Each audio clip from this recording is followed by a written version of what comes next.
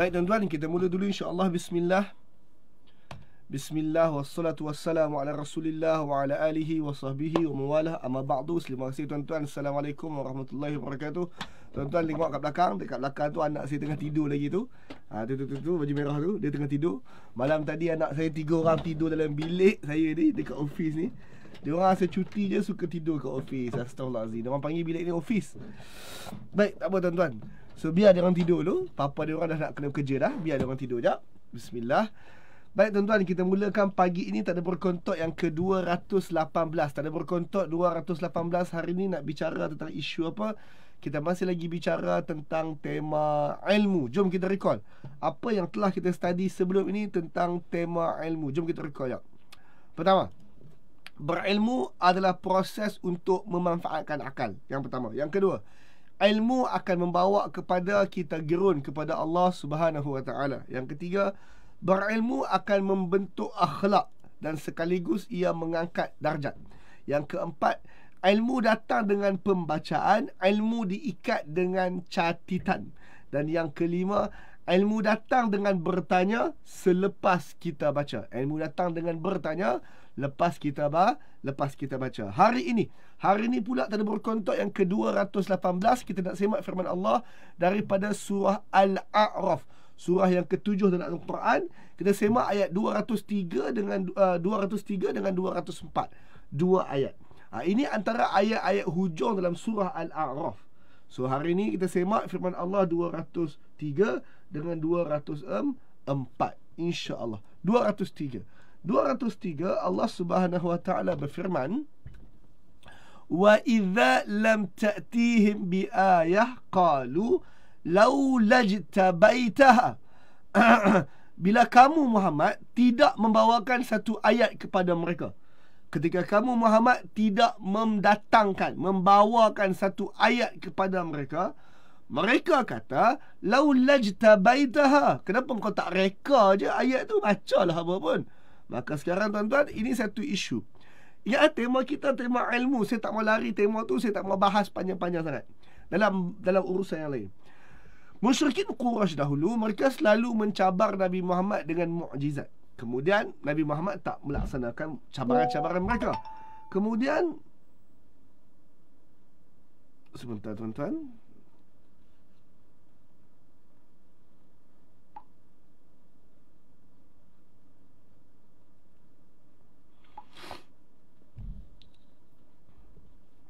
Sebentar tuan-tuan, ada gangguan sekejap.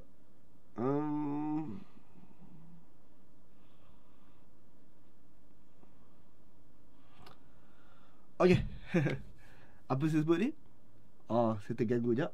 Allahumma salli ala Muhammad. Okey, musyrikin selalu tanya, Muhammad, cabar Nabi Muhammad dengan mukjizat itu dan mukjizat ini, lalu baginda tak penuhi semua mukjizat itu. Baginda tak layan dengan cabaran orang yang memberikan mukjizat. Lalu mereka pun bertanya kepada baginda tentang apa-apa isu. Lalu baginda tak menjawab juga apa-apa isu yang tidak relevan yang mereka bangkitkan. Lalu mereka pun tanyalah, laula jtabaitaha, kenapa kau tak reka je? Reka apa? Sebab sudut pandang musyrikin, sebahagian mereka memandang bahawa Al-Quran ini adalah reka-rekaan baginda Nabi. Sudut pandang musyrikin, Al-Quran adalah reka-rekaan baginda Nabi Muhammad SAW. Jadi mereka tanya, kalau kau boleh reka-reka ayat tentang isu yang lain, isu yang baginda nak sampaikan, kenapa kau tak reka je ayat tentang isu yang kami tanya? Sekarang ingat tuan-tuan, musyrikin mereka nak tahu, ataupun mereka, Nabi Muhammad dalam kurungan tu kena bayangkan Allah nak ajar tentang satu isu lain, iaitu isu yang terkait dengan tauhid, terkait dengan akidah, terkait dengan akhlak yang benar. Itu isu yang Allah nak sampaikan. Ataupun kalau saya nak guna perkataan ilmu, itu ilmu yang Allah nak sampaikan. Musyrikin pula, mereka suka tanya soalan-soalan lekeh yang lebih tepat, hanya bertujuan untuk menguji-nguji ataupun memperlekehkan baginda Nabi. So, baginda tidak menjawab, dan Allah juga tidak menjawab, tak menurunkan ayat menjawab tentang persoalan-soalan mereka itu. Lalu mereka tanya, laula jtabaitaha, kenapa Muhammad tak reka je? Kenapa kau tak reka je ayat apa pun? Kau kan selama ni memahir dalam bab-bab membaca ayat, bacalah ayat apa pun untuk kami. Qul, beritahu kepada mereka, innama attabi'u ma yuha ilayya min rabbi. Aku ni hanya ikut saja, ittibak. Aku hanya ittiba', aku hanya ikut sahaja apa yang diwahyukan kepadaku oleh Tuhan aku. Ilmu datang bukan dengan yang kita reka. Ilmu datang dengan yang kita, tadi apa tuan-tuan? Mula kita baca, kemudian kita tanya lepas bacaan. Ilmu adalah apa yang kita ittiba', yang kita ikut, bukan yang kita reka. Okey, saya perlu buat satu disclaimer kat sini. Ilmu, kalau kita bercakap tentang ilmu duniawi, mungkin ilmu duniawi ni boleh direka-reka, ataupun lebih tepat lagi try and error. Kalau ilmu duniawi tuan-tuan, terkait dengan matematik ke, terkait dengan sains ke, terkait dengan geografi ke, terkait dengan apalah, mungkin kita boleh reka-reka. Reka dalam erti kata, kita A tak boleh, kita try cara B. Cara B tak boleh, kita buat cara C. Kita buat eksperimen. Eksperimen ni bukan benda dalam buku. Eksperimen ni benda yang kita reka. Itu ilmu dunia. Dan itu tidak salah. Yang bermasalah adalah apabila ada orang yang cuba mendalami ilmu akhirat, ilmu terkait dengan agama, namun mereka tak pilih untuk ittiba', mereka pilih untuk reka. Mereka pilih untuk melaksanakan seperti yang Quraisy minta, musyrikin minta, iaitu rekalah ya apa pun. Bahkan baginda Nabi buat satu statement bahawa no. Reka tidak menyelesaikan masalah tentang ilmu akhirat. Apa yang menyebabkan kita mendapat ilmu akhirat adalah taat, ikut, ittiba' dengan wahyu. So tuan-tuan, ilmu datang dengan baca, ilmu datang dengan tanya lepas baca, ilmu datang kalau benda yang ketiga adalah dengan ittiba', dengan ikut sumber yang betul. Komen di bawah tuan-tuan, ilmu datang dengan ikut sumber yang betul. Komen di bawah tuan-tuan yang ketiga, ilmu datang dengan ittiba', ikut sumber yang betul. So tuan-tuan, kita tak reka ilmu. Saya merujuk kepada ilmu akhirat. Kita tak reka ilmu, kita tak memandai-mandailah hal ilmu, kita tidak mencuba-cuba ilmu. Sebaliknya, ilmu datang dengan ittiba' dari sumber, ikut sumber yang betul. Komen di bawah, ilmu datang dengan ikut sumber yang betul. Apa sumber yang betul? Dalam ilmu akhirat, sumber yang betul adalah Al-Quran, sumber satu. Dalam ilmu akhirat, sumber yang betul adalah baginda Nabi Muhammad sallallahu alaihi wasallam. Itu sumber yang betul. Maka tuan-tuan, haza basair min rabbikum. Ini ilmu ini datang dengan sumber yang betul. Ilmu datang dengan ikut sumber yang betul. Haza, ini Quran. Haza, sumber yang betul ini. Haza basair min rabbikum. Satu pandangan-pandangan dari Tuhan kalian. Tuan-tuan, kau nak memandang ilmu, kau nak memandang Allah Ta'ala, kau nak memandang ilmu akhirat, tengok sumbernya. Tengok sumbernya. Rujuk sumbernya, Al-Quran. Allah sebut dalam ayat ni, haza basair min rabbikum. Kalau kau nak memandang Allah, kalau kau nak melihat satu pandangan daripada Allah, haza, Quran inilah. Haza basair min rabbikum. Ini satu pandangan daripada Tuhan kalian. Basair maksudnya sesuatu yang kau boleh lihat, sesuatu yang kau boleh pandang. Kau study daripada sumber yang benar. Sumber yang benar ini akan buka minda kau untuk melihat benda-benda yang sebelum ini kau tak lihat. Ittiba', sumber yang benar boleh buat kau nampak benda yang selama ni kau tak nampak. Haza basair min rabbikum wa hudan wa rahmatan liqaumin yu'minun. Ilmu ini datang dengan petunjuk, rahmah buat orang-orang yang beriman. Wa idza quri'al Qur'an, lantas apabila Quran dibacakan, fastami'u lahu fa'ansitu. Bila Quran dibacakan, dengar, diam. Dengar, diam. La'allakum turhamun. Moga-moga kalian disayangi. So tuan-tuan, oleh sebab Quran adalah sumber ilmu yang benar, maka untuk mendapat sumber ilmu daripada Quran, Allah sebut iza quri'al Quran, bila Quran dibacakan. Kamu mungkin tak boleh baca sendiri, ada orang tolong bacakan. Ingat tuan-tuan, ilmu datang dengan pembacaan. Ustaz, saya tak reti baca. Kalau tak reti baca, ada orang tolong bacakan. Maka sama ada kamu baca sendiri atau ada orang tolong bacakan. Wa iza quri'al Quran fastami'u lahu. Satu, dengar. Dua, wa ansitu, diam. So, saya nak aplikasi kepada bagaimana ilmu masuk dekat kita. Bila kita baca sendiri maksudnya macam tuan-tuan baca buku, tuan-tuan baca telaah sendiri. Tuan-tuan, sebolehnya kalau kita nak masuk sesuatu dekat otak, make sure kita baca dalam keadaan kita diam dan dengar. Diam dan dengar maksudnya begini. Kita diam, kita baca tersebut dalam keadaan kita diam. dan kita dengar bacaan kita. Bukannya kita masukkan sesuatu dekat earphone kita dengar benda lain. Sambil-sambil kita telaah ilmu, kita dengar muzik contoh. No. Benda ni dia tak coherent. Bila kamu baca Quran, diam dan kamu kena tumpu dengar menghayati. Kalaulah kita tak baca, kita dengar daripada penyampaian orang, konsepnya sama, diam. Tak boleh kita nak buat sesuatu yang lain sambil mendengar. Sebab itu hanya sekadar isi masa lapang dia, bukan untuk menuntut ilmu. Menuntut ilmu, kita tak boleh buat benda lain sambil ada orang bacakan ilmu. Bacakan Quran kepada kita. Perintah Allah bila Quran dibacakan, ilmu disampaikan adalah fastami'u lahu, dengar, wa ansitu, tumpu. Bila kamu dengar, kamu tumpu, la'allakum turhamun, moga-moga kamu disayangi. Maka tuan-tuan, ilmu datang dengan diam mendengar, tumpu hayati. Komen di bawah. Ilmu datang dengan diam mendengar, tumpu hayati. Komen, ilmu datang dengan, komen di bawah, ilmu datang dengan diam mendengar, tumpu dan hayati. Ilmu datang dengan jalan itu. Wallahu alam. Tuan-tuan dapat sesuatu pagi ni? Kalau tuan-tuan dapat sesuatu pagi ni, komen di bawah, share video ini. Alhamdulillah, saya dapat sesuatu hari ini. Baik tuan-tuan, saya nak buat sedikit pengumuman. Pengumuman ni bermula dengan tuan-tuan tengok satu video ini. Study Al-Baqarah dalam masa 2 jam. Tuan-tuan tengok video ni 1 minit saja. 286 ayat. Itulah surah Al-Baqarah. Surah yang sangat panjang, 48 muka surat, lebih 3 juzuk. Mustahil ke kalau kita nak study seluruh Al-Baqarah dalam masa 2 jam? Mustahil ke? Assalamualaikum, saya Ustaz Razak. Tak mustahil pun, tak mustahil langsung.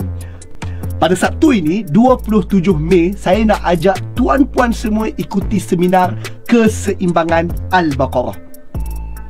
Dalam seminar ini, kita nak study flow, tema-tema seluruh Al-Baqarah dari awal sampai habis. Maksudnya, dalam masa 2 jam, kita akan rumuskan semua 286 ayat-ayat ini ke dalam satu perbentangan slide yang menarik.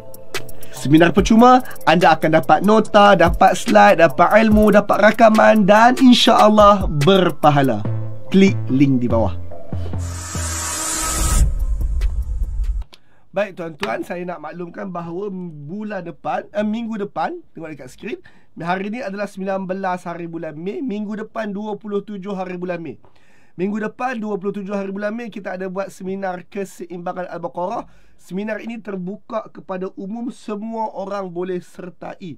Percuma kepada umum, semua orang boleh sertai. Tapi tuan-tuan, kita akan buat di Zoom. Zoom. Zoom ni tuan-tuan, dia satu aplikasi yang menyebabkan tuan-tuan boleh ikut kelas, tuan-tuan boleh berinteraksi dengan saya dan saya boleh berinteraksi dengan tuan-tuan. Justru itu, sesiapa yang mendaftar sahaja yang akan dapat link untuk masuk dekat Zoom. Sebab walaupun ia percuma, ia dibuka kepada semua, namun kelas ini perlu diregisterkan, perlu berdaftar. 27 Mei hari Sabtu 10 pagi minggu depan. Kalau tuan-tuan nak sertai, tuan-tuan boleh sertai dengan WhatsApp seimbang ke nombor telefon yang tertera. Pelajar kelas tadabbur tak perlu register. Pelajar yang memang masuk kelas tadabbur Al-Quran yang berbayar tu tak perlu register. Orang luar perlu register seimbang dan hantar WhatsApp kepada saya perkataan tu. Tuan-tuan hantar seimbang ke nombor telefon saya terus faham bahawa tuan-tuan nak register untuk seminar tersebut. So tuan-tuan WhatsApp seimbang ke nombor telefon yang tertera.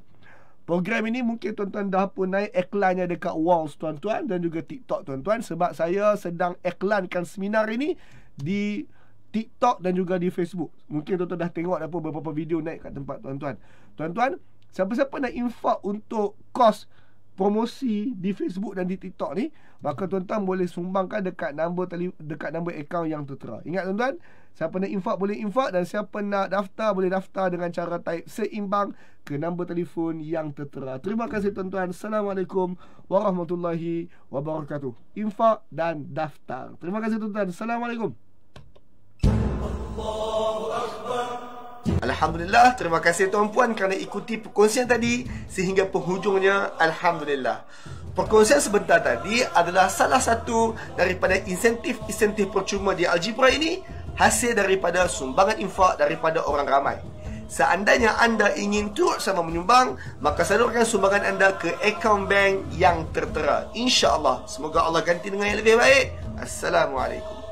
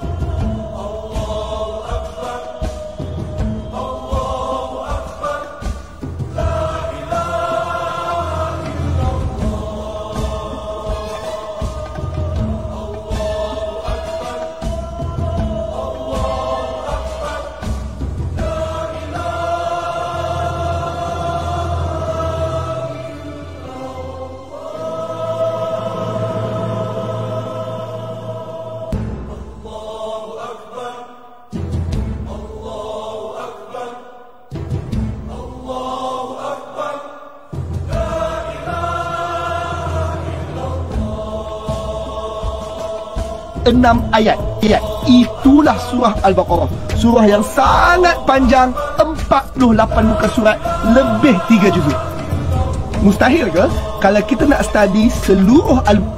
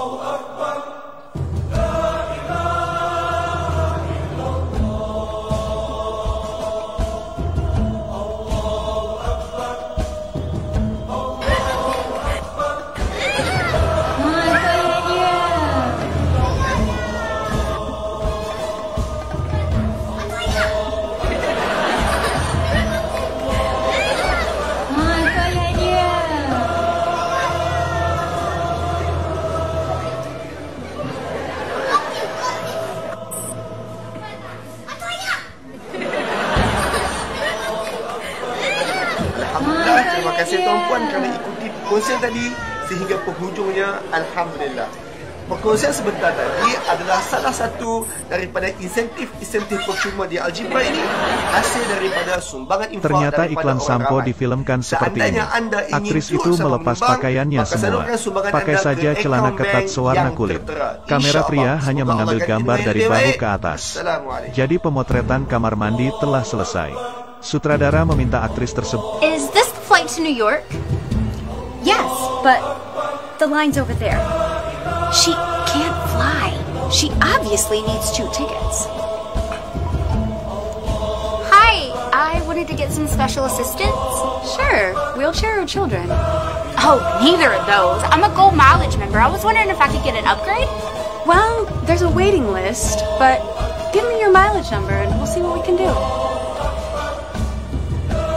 Oh, you're back. They couldn't take you with the help desk? They just told me to get back in line. Well, I guess you're on standby because the flight is sold out. No. I have a premium economy ticket. Just one? Because there's a weight limit, you know. Why don't you just worry about yourself? I don't want a plane that's overloaded.